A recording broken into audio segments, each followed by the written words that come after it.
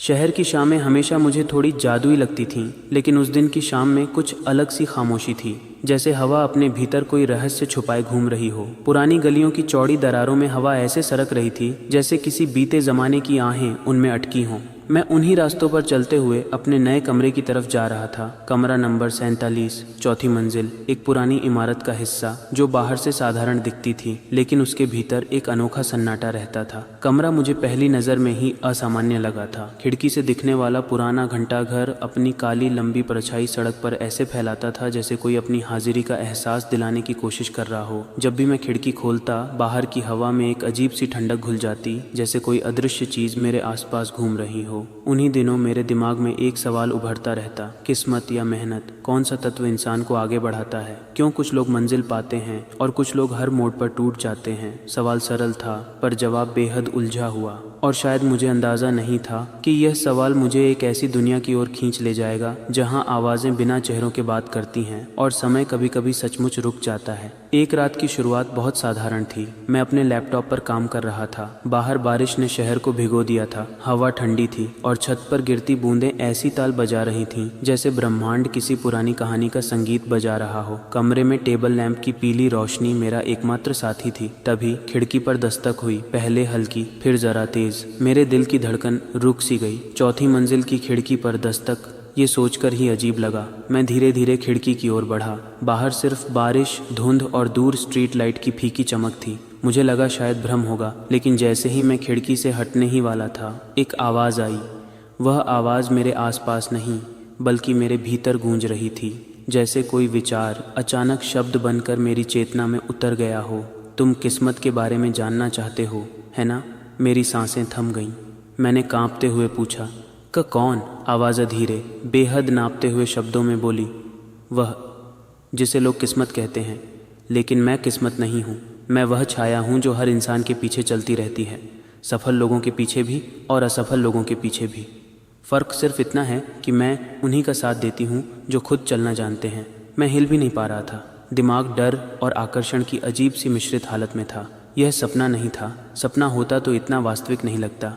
लोग समझते हैं कि सफलता किस्मत देती है, आवाज़ ने कहा, पर सच्चाई बिल्कुल उलट है। मेहनत रास्ता बनाती है, और जहाँ रास्ता बन जाता है वहाँ मैं पहुँच जाती हूँ। मैंने हिम्मत जुटाकर पूछा, अगर मेहनत इतनी महत्वपूर्ण है तो लोग किस्मत को क्यों दोष देते हैं? आवाज़ हल्की सी हंसी जैसे छोड़ी, थोड़ी गर्म, थोड़ी रहस्यमयी। क्योंकि इंसान आसान रास्ता चुनना पसंद करता है। अपनी गलती स्वीकार करने से अच्छा उन्हें किस्मत को कोसना लगता है। किसी की चमक देखकर कहते हैं, वाह किस्मत अच्छी है, पर वे नहीं देखते कि उस चमक के पीछे कितनी काली रातें जली हैं। मैं चुप रहा। शायद दिल के किसी कोने में मुझे पता था कि इसकी बातों में सच्चाई है। तुम्हारी असफलताएं तुम्हारी किस्मत की वजह से नहीं थी, आवाज़ ने कहा। तुम बीच रास्ते रुक गए थे, डर गए थे, और जब इंसान रुकता है मैं भी रुक जाती हूँ। मैं किसी को ऊपर नहीं उठाती, मैं सिर्फ उसी के साथ चलती हूँ जो खुद चल सकता है। उसके शब्द मेरे दिल पर किसी हथौड़े की तरह पड़े। दर्द हुआ, लेकिन सच का दर्द। कमरे की हवा थोड़ी भारी हो गई। लगा कोई मेरे आसपास घूम रहा है, लेकिन दिखाई कुछ नहीं दे रहा था। आवाज़ फिर बोली, तुम जानना चाहते हो कि मेहनत का फल हमेशा क्यों नहीं मिलता? क्योंकि मेहनत का फल हमेशा तुम्हारी इच्छा के रूप में नहीं आता। कभी वह अनुभव बनकर आता है, कभी धैर्य बनकर, कभी दिशा बदलकर, और कभी उस दरवाजे के रूप में जो भविष्य में खुलने वाला होता है। मैंने धीमे से पूछा, तो क्या किस्मत हमेशा मेहनत के बाद आती है?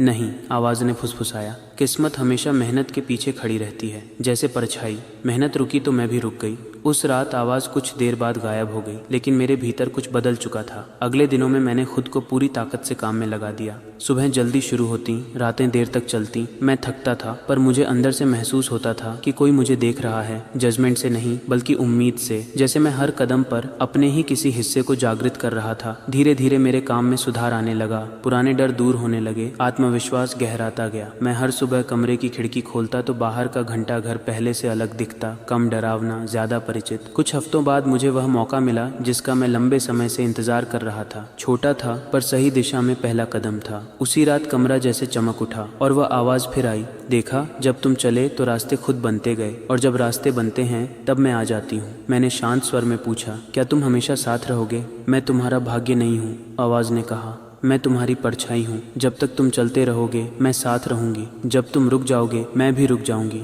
और फिर वह आवाज़ धीरे धीरे हवा में घुलती चली गई, मानो कभी थी ही नहीं, लेकिन उसकी कई बातें मेरे भीतर बैठ गईं।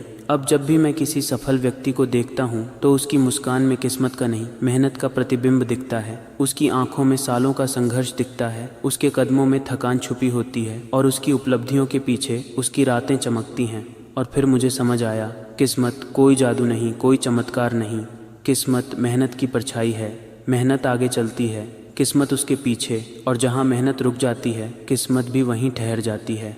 कमरा नंबर 47 अब मुझे अजीब नहीं लगता, वह मेरे सफ़र का हिस्सा बन चुका है। कभी कभी रात को जब हवा खिड़की से टकराती है मुझे फिर वही धीमी सी फुसफुसाहट सुनाई देती है, चलते रहो, मैं यहीं हूँ।